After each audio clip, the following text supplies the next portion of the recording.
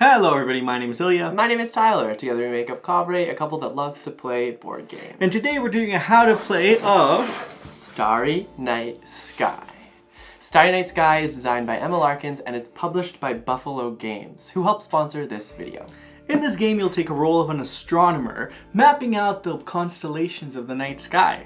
If you do the best work out there, you'll be the best, and who simply doesn't want to be the best? Exactly. Now, with that overview out of the way, let's go to the table and learn how to play. As always, you'll begin by setting up. You'll place the game board in the center of the play area and use discovery markers to fill the dawn track and the night track based on your player count. You'll shuffle and place the exploration goal deck and the 2 turn reference cards within player's reach. You'll place all the star tokens into the bag and give it a good shake to mix the stars. Now every player will then receive a player board and proceed to draw 3 stars from the bag. You'll place 1 star per star pool in your own player board. You'll also receive a telescope which you'll place in the center of the board, and a scoring marker which you'll place the side of the board beside the scoring track. Finally, you'll shuffle the myth deck and deal out 3 cards to each player. These will be secret objectives you'll work towards for the end of the game. The player who most recently looked up at the night sky will receive the first player marker, and you're now ready to play. Starry Night Sky is played in turns. As an astronomer, you'll explore the night sky, collecting and delivering stars to various constellations to ensure you contribute to mapping the wonders of the night sky. You'll keep playing until the last discovery marker is taken from the night track. At this point, you'll complete the round and the player with the most points will win. Now your turn will comprise of 2 parts, gather and explore. The gather phase begins with you drawing stars from the bag. Each of your star pools can only hold 4 stars at a time. You'll often draw 3 stars during this phase. However, if any of your star pools are full, you'll simply draw less stars. You'll then assign the new stars to star pools. After drawing all your new stars, you'll assign each star to a different star pool of your choice. Each star pool may only accept 1 star per turn. Star pools that have reached the maximum cannot accept new stars. To finish off the gather phase, you'll draw a new exploration goal. You'll draw the top card of the deck and place it face up in front of you. Exploration goals are challenges that you can complete during the game to score additional points. The maximum amount of exploration goals you can have at any time is 3. If prior to drawing you have 3 exploration goals, you may not draw a new one during this phase. You're now ready for the second phase, explore. You'll first move your telescope to a different constellation. To move, you'll pick up the telescope from your current position and move it to an adjacent constellation following the stellar path, which are the white lines connecting constellations. If you're the first player to move your telescope to a constellation without any stars placed on it, then you have discovered a new constellation. You'll take the leftmost discovery marker from the night track, place it on the constellation, and score the corresponding points.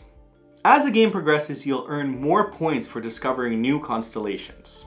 Now there are some locations you cannot move to. You may not end your movement on the start space or any constellations that have been fully mapped. What this means is that as the game progresses, you'll be able to move over the start space and fully map constellations. The important note here is that you may not end your movement on a constellation that you have started on. After moving, you must map the constellation by placing at least 1 star matching the space on the board. If you cannot place any stars, you may not move to this constellation. This may happen if you do not have a particular color the constellation needs. When mapping a constellation, you'll first choose a star pool on your player board. You'll then place as many stars from that star pool onto the empty star spots in that constellation. Finally, you'll score 1 point per star placed, so the more stars you place, the more you'll score. Now, if you fill the final star spot in a constellation, you'll flip the discovery marker over to show that the constellation is completed and now fully mapped. These constellations can now be freely traveled through. Important note here too is just because you can place stars doesn't mean you have to. You have to at least place 1 though. Finally, you'll check for a bonus exploration. If you explored a partially mapped constellation, then you'll explore for a second time on your turn. You'll follow the same steps as you did before, moving to an adjacent constellation, placing at least 1 star, ensuring to update your score marker for any discovery you've made or stars placed.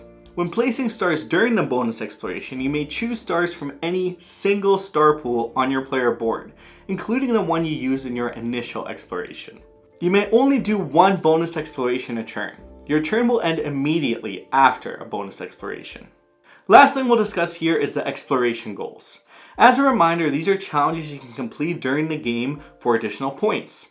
On your turn, if you complete the requirements of any exploration goals, you'll discard those cards and score the corresponding points. You also have the option to trade in any exploration goal for a star of your choice. The important note here is that this can only occur during the explore phase.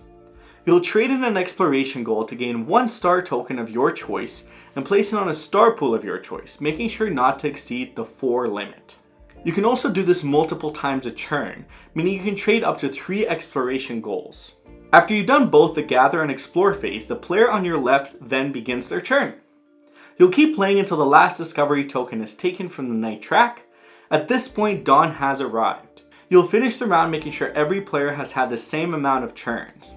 If during this stage a player discovers a new constellation, they'll place a discovery marker from the dawn track and score 3 points upon placement. After all players have finished their final turns, you'll reveal your myth cards and score points if both constellations on a myth card are completed. Each myth card has 2 constellations on it. If both constellations are fully mapped, meaning all star spots are filled, you'll add the points at the bottom of your myth card to your final score. You'll compare scores and the player with the most points wins. If a tie occurs, the player with the most points from myth cards will win the game. And that's Starry Night Sky.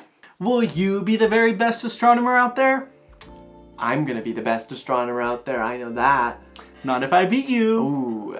Well, if you enjoyed our video, let us know in the comments down below. If you have any questions, we're happy to answer them. And if you like this video, give us that thumbs up. If you're new here, hit that subscribe button, because we love to talk about board game content every week.